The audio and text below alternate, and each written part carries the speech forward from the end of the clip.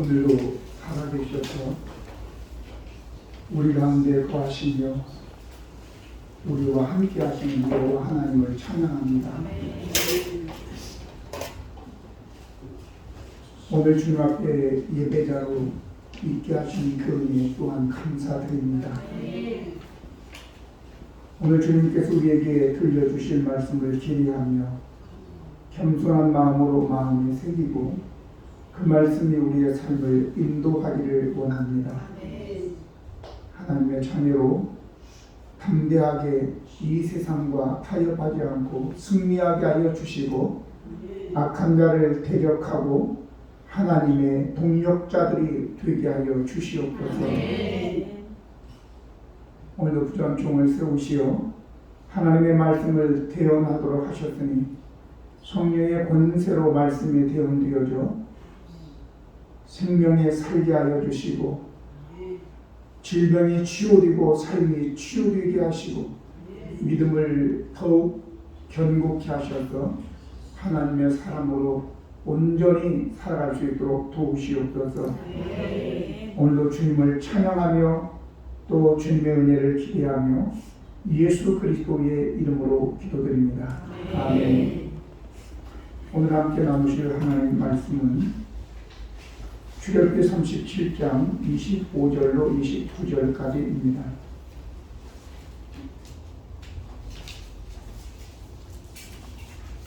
그가 또 조각목으로 분향할 제단을 만들었으니 길이는 한 규빗이요 너비도 한 규빗이라.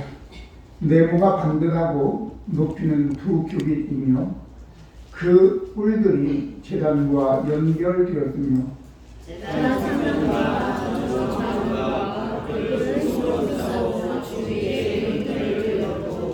그테 아래 양쪽에 금고리 둘을 만들었으되 곧 그 양쪽에 만들어 제단을 매는 채를 꿰게 하였으며 같이 읽습니다. 거룩한 불판과 한 끈으로 전자의 창을 만들었으되 창을 만드는 것대로 하였더라. 아멘. 인도에 가면 아직도 카스트라고 하는 제도가 있습니다. 그래서 가장 낮은 계급의 수드라라고 하는 마치 노예처럼 불과 초천민으로서 그렇게 살아가는 불쌍한 사람들이 있습니다. 또 그 위에는 바이스타라고 하는 농민과 상업에 종사하는 사람들, 이러한 사람들은 이제 대부분이 다 정부에다가 세금을 바쳐서 정부가 운영되게 하는 것입니다. 그리고 크사트리아라고 하는 계급이 있는데 이것은 왕족이나 무사 계급을 이야기합니다. 그래서 이들이 사실은 정치, 군사를 관장하고 있는 것이고요. 그 다음에 브라마라고 하는 이 브라만 계급은 이제 사제들을 이야기합니다. 그래서 제사 제도를 관장하는 자들이지요. 실제적으로는 헌법에는 다 그게 철폐되었다고 하지만 실제 그들의 삶 속에는 아직도 그것이 존재하게 되어지는 것입니다. 어떤 자들에게는 그 제도가 특권이 되어서 누리지만 그러나 저 수드라라고 하는 원래 그 사람들은 피정복민입니다. 그래서 이제 중국에도 마찬가지지만 중국도 보면 한족들을 위해서 모든 많은 여러 종족들이 살지만 사실은 그들에게는 혜택이 별로 없고 그들이 다 한족들을 위해서 존재하는 것입니다. 이처럼 이 제도는 사람이 만들었는데 어떤 사람에게는 특권이 주어지고 어떤 사람들에게는 불리하게 해를 끼치는 제도이지요. 오늘 저는 이것을 설명하기 위한 것이 아니라 제도를 얘기하려고 합니다. 제도. 100여 년 전만 해도 우리나라에도 양반 상놈이 있었고 뭐 얼마 되진 않지만 중인들이 있어서 의료 관계 아니면 뭐 또 장사를 하는 분들 이런 분들은 중인이라고 했습니다. 근데 이 중인이나 사실은 천민, 상놈 같은 경우에는 절대로 정치에 참여할 수 없는 그런 불이익을 당했었지요. 그런데 이 제도가 항상 나쁜 것이냐? 그렇지 않죠. 제도는 필요합니다. 예를 들어서 우리가 비가 많이 오는 이 우기철에 비가 오면 그냥 흘러가게 두면 바다로 다 들어가게 되죠. 그래서 우리가 댐을 만들게 되지 않습니까? 거기에 가둬놓고 그리고 농사 지을 때 아니면 우리가 일상생활 할 때 그리고 공장을 가동할 때 사용하기도 하죠. 그 댐이 바로 제도인 것이죠. 우리가 바로 앞에 보이는 이러한 신호등도 마찬가지로 이 제도인 것입니다. 그래서 이런 것들이 있을 때 우리가 질서가 있게 되어지고 서로 내 자신도 보호할 뿐만 아니라 다른 사람도 보호하게 된다라고 하는 것입니다. 그러면 이 말을 왜 얘기하는가? 바로 분양단이라고 하는 분양을 위한 제도이기 때문에 분양단을 얘기하면서 이 말씀을 드리는 것입니다. 그가 또 조각목으로 분양할 제단을 만들었으니 길이는 한 규빗이요 너비도 한 규빗이라 네모가 반듯하고 높이는 2규빗이며 그 뿔들이 제단과 연결되어 있으며 라고 말씀하고 있는 것입니다. 그래서 이 제단이 있게 되어짐으로 인해서 우리가 하나님께 이곳에서 이제 향을 드릴 수 있구나라고 하는 것이죠. 향단입니다. 그래서 분양을 하는 단이다 그 말이죠. 만약에 그것이 없으면 우리가 어디에서 뭘 해야 될지를 모르는 것입니다. 세상의 어떤 제도는 공평한 것도 있지만 어떤 경우에는 특정 집단의 이익만을 위해서 존재하는 것도 있습니다. 그러나 오늘 이 제도는 분양단의 제도는 누가 만들었다고요? 여호와 하나님께서 만들었기 때문에 누구에게나 다 유익한 제도다 이 말이죠. 사실 본문 전체가 다 분양단을 만드는 내용에 대해서 나오고 맨 마지막에만 이제 어떻게 이제 향을 만들어서 이제 관유와 향품으로 정결한 향을 만들어서 왜 향을 만드는 법대로 했다 이렇게 얘기하고 간략하게 얘기하고 있는데 실제로 향을 만드는 법도 나중에 좀 말씀을 드리겠습니다. 고대 사회, 원시 사회에서는 지금도 마찬가지입니다. 우리가 지금 현대 문명 속에 살고 있지만 저 부족 밀림집에 같은 데서 사는 사람들은요, 태어나면서부터 출생, 그리고 질병이 걸리고, 혼인을 하고, 제사를 하고, 어떤 재앙이 닥치고, 또 사람이 죽었을 때 대부분을 부족에 있는 그 주술사가 다 관장을 합니다. 하지만 현대사회는 모든 것들이 다 세분화되어 있지요. 담당하는 사람들도 다 따로 있고 말입니다. 심지어 의료 분야에서는 내과, 외과, 산부인과, 안과, 치과, 비뇨기과, 이비인후과 이것 말고도 또 내과에서도 심장, 또 무슨 내분비과 이러면서 또 많이 또 나누어진 것을 우리가 볼 수 있습니다. 이제 분양단이 있어야지만이 그 분양단에서 향을 피우는 일을 하겠습니다. 그래서 향을 피우는 것도 아무 데서나 아무 향이나 피울 수 있는 것은 아닌 것입니다. 반드시 지정한 곳에서 하나님께서 법대로 만들기 위한 그 향을 그곳에서 피워야 하는 것이죠. 인위적인 방법으로 자기 마음대로 향을 만들고 또 그것을 냄새 맡기 위해서 향을 피운다. 이것은 오늘 성경 출애굽기 30장 34절 38절 보면 백성 중에서 끊어진다 이렇게 얘기합니다. 이미 우리가 나눈 내용이지만 34절로 쭉 보면 여호와께서 모세에게 이르시되 너는 소합향과 나감향과 분자향과 향의 향품을 가져다가 그 향품을 유향의 석회에 각기 같은 분량으로 하고 그것으로 향을 만들되 향 만드는 법대로 만들고 그것에 소금을 쳐서 성결하게 하고 그 향 얼마를 곱게 찌어 내가 너와 만날 회막한 증거궤 앞에 두라. 이 향은 너희에게 지극히 거룩하니라. 내가 여호와를 위하여 만들 향은 거룩한 것이니 너희를 위하여는 그 방법대로 만들지 말라. 냄새를 맡으려고 그 같은 것을 만드는 모든 자는 그 백성 중에서 끊어지리라. 죽는다 그 말이죠. 오늘 우리는 지성소 안에는 법궤가 있고 법궤 안에 만나와 십계명에 적힌 돌, 그러고 난 다음에 아론의 상단 지팡이 많이 있는 걸로 알고 있었지만 그 법궤 앞에 바로 이 향을 곱게 찧어서 앞에 두어라 이렇게 얘기하고 있는 것입니다.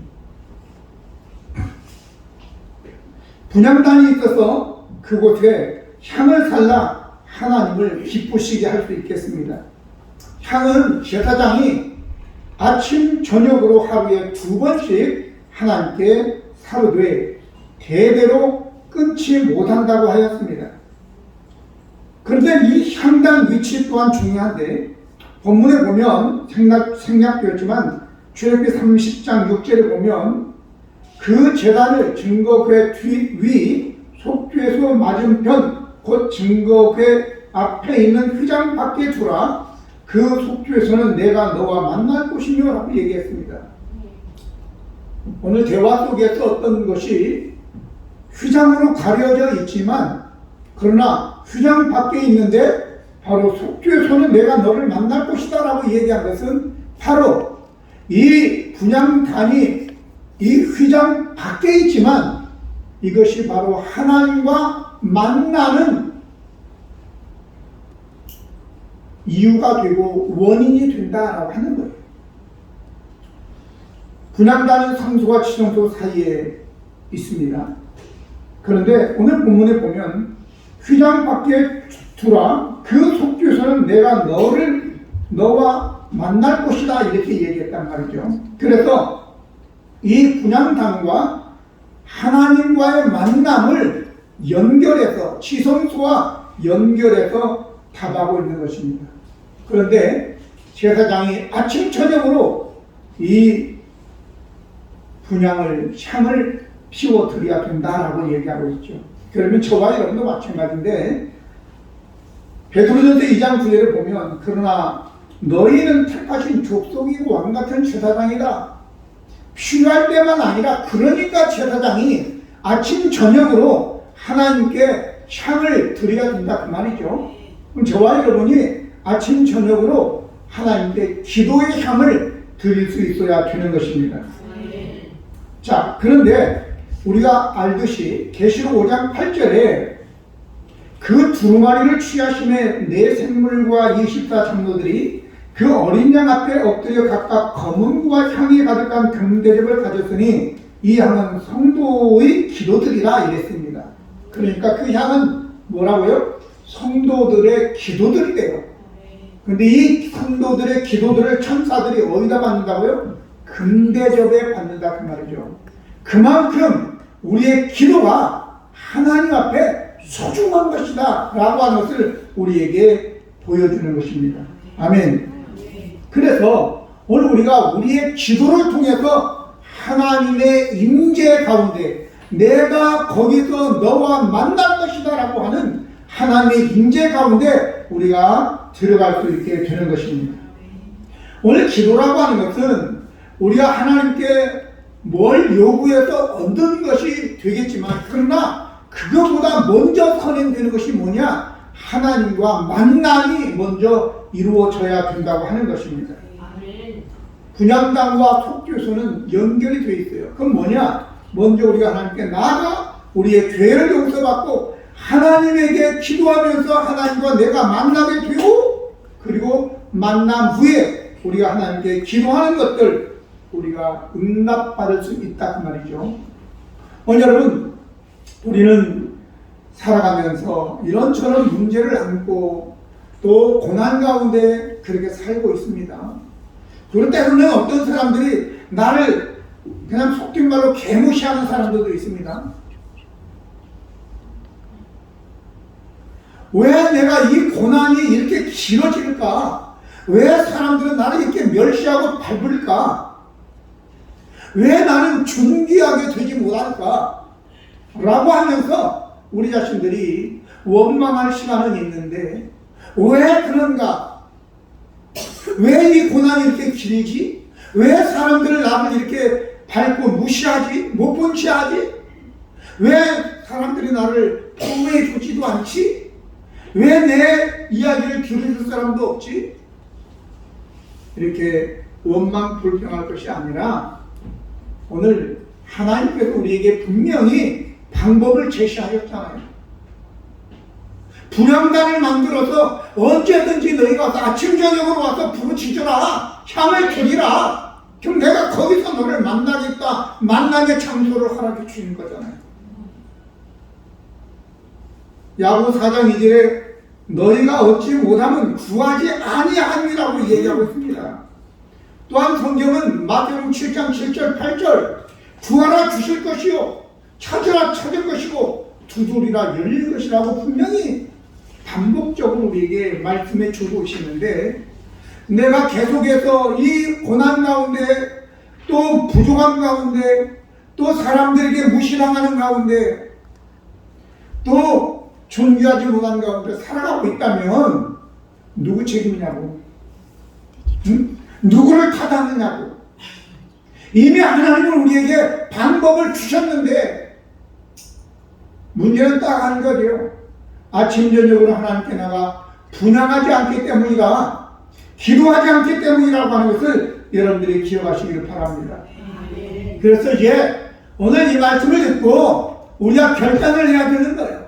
하나님, 이제부터 내가 이렇게 사람들에게 무시당하고 이 고난이 길어지고 통장에 마이너스 통장만 가득하고 이 된 것은 바로 하나님 앞에 아침 저녁으로 나아가 내가 기도로 분향하지 않은 결과인 것을 깨달으시고, 여러분들이 아침 저녁으로 하나님께 나아가 구하여 얻고 풍성하게 되고 나누고 베풀며 기쁨으로 살아가는 우리 모두가 되기를 예수님의 이름으로 축원합니다.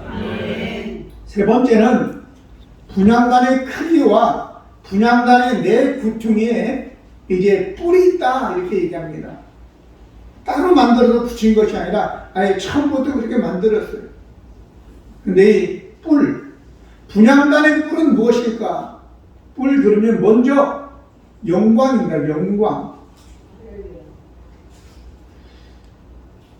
사자는 뿔이 없죠. 사자는 그 대신 이가 있고 발톱이 있지만, 그러나 소나 염소 아니면 또 뭐가 있죠? 뿔이 사슴은 그거 가지고 뭐 받지는 않지만 그래도 얼마나 멋있어요. 그 관이 영광을 얘기합니다. 지위나 영광, 또 힘을 이야기하기도 하고 보호를 이야기하기도 합니다. 분향단 앞에 우리가 나아가서 하나님을 만나고 하나님께 기도하게 되면 하나님의 보호가 있고 하나님 우리를 존귀하게 하고 또 하나님의 공급이 있게 될 줄로 믿습니다. 우리가 기도하는 사람을 하나님께서는 영광스럽게 해주시는 것입니다. 능력이 없네, 누가 나를 보호해주지 않네, 비천한 사람이네, 사람들이 그래서 나를 무시하네, 그런 소리 하지 마시고 여러분과 저가 이제 분향단 앞에 나아가 기도하게 되면 하나님의 명령에 순종하는 것이고 존귀하신 하나님께서 우리를 또 높여주실 줄로 믿습니다. 사무엘상 2장 30절 보면 이런 말씀이 기록되어 있습니다. 하반절에 이제 나 여호와가 말하노니 결단코 그러지 아니하니라. 나를 존중히 여기는 자를 내가 존중히 여기고 나를 멸시하는 자를 내가 경멸하리라 그랬습니다. 이 말씀은 엘리의 두 아들에 대해서 얘기한 겁니다. 엘리의 두 아들도 제사장들이었는데 이들이 하나님도 멸시하고 하나님의 제사도 멸시해서 하나님께 드리기 전에 사람들이 양을 잡아오고 그러면 그냥 양의 고기를 지네들 마음대로 그냥 종들을 시켜서 뺏어오게 만드는 거예요. 제사 드리고 가져가라고 해도 필요 없다고 하면 생고기를 좋아한다. 생고기를. 하나님께서 그래서 그들에게 얘기하는 겁니다. 나를 존중히 여기는 자는 내가 존중히 여기고 나를 멸시하는 자는 내가 경멸하겠다라고 하는 거예요. 그러면 딱 답이 나오죠. 여러분들은 존귀한 자입니까? 이렇게 물어보면 아니라고 얘기하겠죠. 왜 존귀한 자가 아닌가? 그러면 이제 입을 딱 다물죠. 할 말이 없는 겁니다. 왜? 내가 여호와 하나님을 존귀하게 여기지 않았기 때문에 내가 존귀하지 않은 거거든요. 그러면 여러분들이 존귀하게 되기 위해서는 어떻게 해야 된다고요? 여호와 하나님을 존귀하게 여기면 되는 거예요. 그러면 하나님께서 여러분을 존귀하게 여기시고 누구도 여러분을 무시하지 못하도록 막아주시는 겁니다. 다윗이 존귀케 된 이유는 여호와 하나님을 존귀하게 여겼기 때문이에요. 모세도 마찬가지고 다니엘의 세 친구도 마찬가지고 요셉도 마찬가지고 다 여호와 하나님을 존귀히 여겨서 하나님을 경외함으로 내가 이 큰 악을 행하여 어찌 하나님께 득죄하오리까 라고 보디발의 아내의 유혹을 뿌리친 이 요셉을 하나님께서는 존귀하게 만들어 주셨다 그 말이죠. 함부로 세상에서 뒹굴지 말고 여러분들 자신들을 나는 하나님의 딸이고 하나님의 아들이다 존귀한 자로 여기기를 바랍니다. 그래야지 하나님이 실제로 존귀하게 만들어 주는 거예요. 그런데 삼손은 하나님이 존귀하게 만들어 주셨죠. 힘이 얼마나 센지 몰라. 그런데 그 센 힘을 가지고 창기인 들릴라라고 하는 여인과 사랑에 빠져서 사랑노름하고 있으니까 머리털이 밀리고 힘이 다 빠져서 눈알이 뽑히고 짐승들이나 소들이나 말들이 돌리아들 맷돌을 돌리며 블레셋 사람들에게 포로로 잡혀 조롱을 당하게 되지 않았습니까? 오늘 저와 여러분 우리 자신이 참 내가 존귀한 자가 되기를 원하고 지금 내가 멸시를 받고 있다면 진단은 나왔잖아요. 과연 나는 하나님을 존귀케 여겼는데 내가 지금 이런 멸시를 당하느냐? 그 아니죠. 왜? 진리가 아니에요. 그거는. 내가 멸시를 당하는 이유는 바로 내가 하나님을 존귀하게 여기지 않았다라고 하는 진단이 딱 나오는 거예요. 그럼 어떻게 된다고요? 하나님을 존귀하게 하면 되는 겁니다. 할렐루야. 한 번은 예수님께서 저 베드로와 요한과 야고보를 데리고 변화산에 올라갔다가 내려오니까 어떤 한 사람이 예수님께 나왔습니다. 예수님, 귀신 들려 말 못하게 하는, 귀머거리 먹고 말 못하게 하는 이 귀신이 내 아들을 괴롭혀서 그냥 넘어지면 막 불에도 들어가고 물에도 들어가고 막 너무 고통스럽습니다 라고 하니까, 그런데 예수님의 제자들에게, 예수님은 산에 계실 때 제자들에게 데려왔는데 제자들이 못 고쳤습니다. 예수님께서 고쳐주셨습니다. 9명의 제자들 코가 석자나 빠졌겠죠. 조용히 가서 이제 들어가서 집에 들어가시네 제자들이 조용히 묻자오되 우리가 어찌하여 너희 그 귀신을 쫓아내지 못하였나이까. 그때 예수님께서 이르시되 기도 외에는 다른 것으로는 이런 종류가 나갈 수 없느니라 그랬습니다. 먼저 여러분이 능력 있는 삶을 살기를 원하십니까? 분향단에 나가 아침 저녁으로 기도하십시오. 그러면 당당하고 능력 있는 사람이 될 줄로 믿습니다.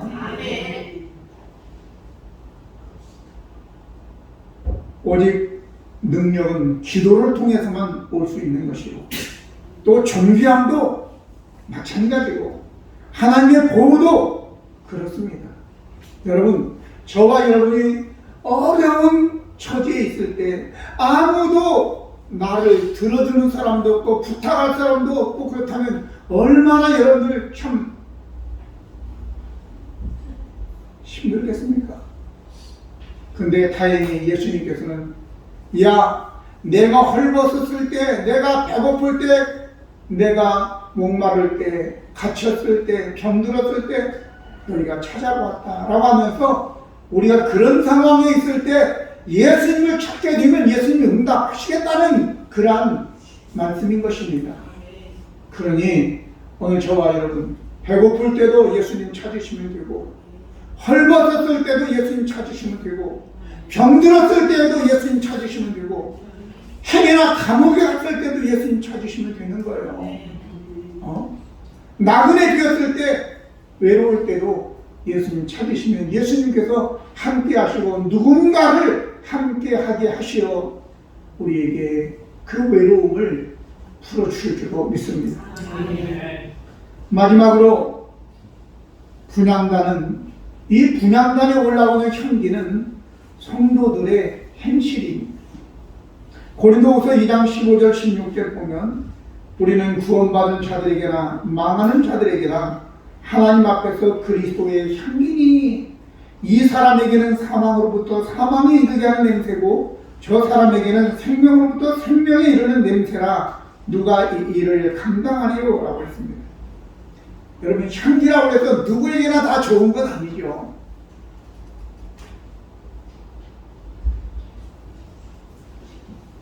5월이 되면 무슨 향기가 나오죠? 아카시아 향기가 막 이 다가동은요, 아카시아 향기가 막 쫙 진동을 합니다. 우리 2층에도 조그마한 라일락 꽃이 있었는데, 거기 올라가면 라일락 꽃 향기가 자꾸 코를 진하게는 아니고 스칩니다. 얼마나 기분이 좋은지 몰라요. 김영란 집사에게 감사하죠. 저라도 심어서 라일락 향기가 참 시상이 딱 떠오르는데 쓸 수는 없었어요. 가을이 되면 국화 향기가 나오죠. 진하지도 않아요. 저는 특별히 코스모스 향기를 좋아합니다. 진하지도 않고 나는 둥 하지만 코스모스를 보면 고향에 와 있는 것 같아서 너무 좋아요. 근데 이러한 꽃향기가 누구에게나 좋은 건 아니다 그 말이죠. 이상하네. 왜 안 좋아하지? 안 좋아하는 것들도 있어요. 여러분들이 사랑을 하고 겸손하고 온유하고 하나님을 예배하고 감사하고 찬양하고 기도의 향을 품으면 누가 안 좋아해요? 마귀가 떠나게 돼요. 마귀가 싫어해요. 그런데 시기질투하고 미워하고 그리고 또 욕심 부리고 원망하고 불평하고 하면 좋아하는 것들도 있죠. 하나님은 싫어하고 천사들도 싫어하겠지만 누가 좋아하겠어요?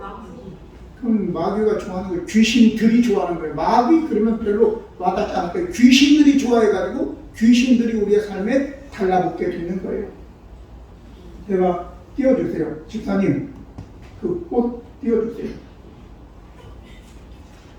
언젠가 한번 제가 시체꽃에 대해서 인도네시아의 커다란 직경이 1m가 111cm, 1m가 넘는 그러한 꽃이 있고, 이번에 필리핀에도 라플레시아라고 하는 지름이 1m나 되는 그러한 꽃이 있는데, 두 꽃 다 이름을 시체꽃 이렇게 불립니다. 시체꽃.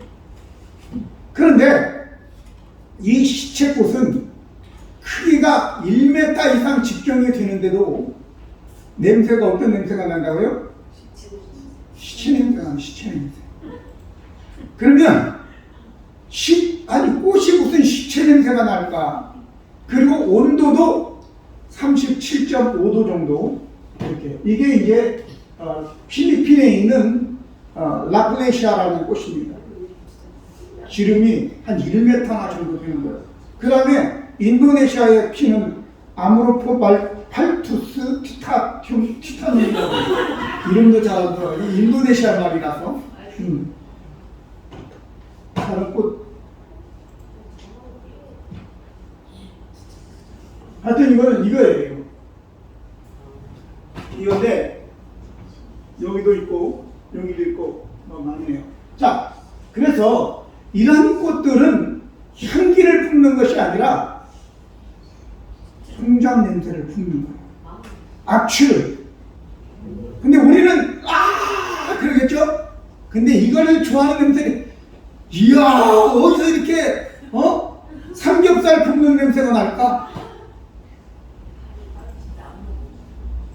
오늘 아침에 딱 이제 예배 끝나고 일부 예배 끝나고 딱 나가려고 하는데 코를 싹 스치는 제육볶음 냄새가 딱 나는 거예요. 그 향기처럼 너무 맛있는 향기가 그들에게는 향기로 나는 거예요. 바울이 이것을 기록한 목적, 그 배경이 있습니다. 로마 군인들이 전쟁에 나가 승리해서 이제 포로를 잡아서 앞에 장군들이 탁 말을 타고 가면서 또 뒤에 포로들을 다 묶어서 그리고 끌고 가는 거예요. 수백 수천 명, 수만 명을 끌고 가고 뒤에는 본진이 탁 또 오면 옆에 있는 사람들이 막 연기를 막 이렇게 하면서 막 박수를 치고 막 만세 하면서 다윗은 만만이고 사울은 천천히다 이렇게 막 하죠. 그러면 그 냄새, 그 연기 냄새가 장군이나 그 로마 군인들한테는 어떤 냄새겠어요? 왕 앞에 가면 이제 왕이 우리를 진급시켜 주시고 또 우리가 승리했으니까 돈도 주고 또 뿐만 아니라 땅도 주고 막 그런 상을 줄 것이다 라고 하겠지만 여기에 끌려가는 이 포로들에게는 뭐가 어떤 생각을 가지겠어요? 이제 어떤 사람은 목매어 죽임을 당하고 어떤 사람은 평생 이제 노예로 전락하는 사망과 두려움이 그 냄새가 있는 거예요. 그래서 여기에 냄새가, 향기가 하나님에게는 향기겠지만 마귀에게는 이게 악취가 되는 거예요. 사망의 냄새예요. 오늘 저와 여러분, 이제 하나님께서 우리에게 이 분향단을 만들어준 이유는 너희가 연약하여 패배의 삶을 사냐? 이제 이곳에 와서 향기를 드림으로 내게 연락되어져서 내가 너의 사정을 알고 너를 높이고 내가 뿔로 너를 능력있게 하고 너를 지키고 보호하겠다 라고 하는 하나님의 그 의지가 그 분향단에 있다라고 하는 것을 여러분들이 기억하시고 이제 우리의 삶이 이렇게 된 것에 대해서 누구를 원망할 것이 아니라 하나님이 이미 우리에게 주신 수단 방법을 따라서 하나님께 나가 아침 저녁으로 향을 드리십시오.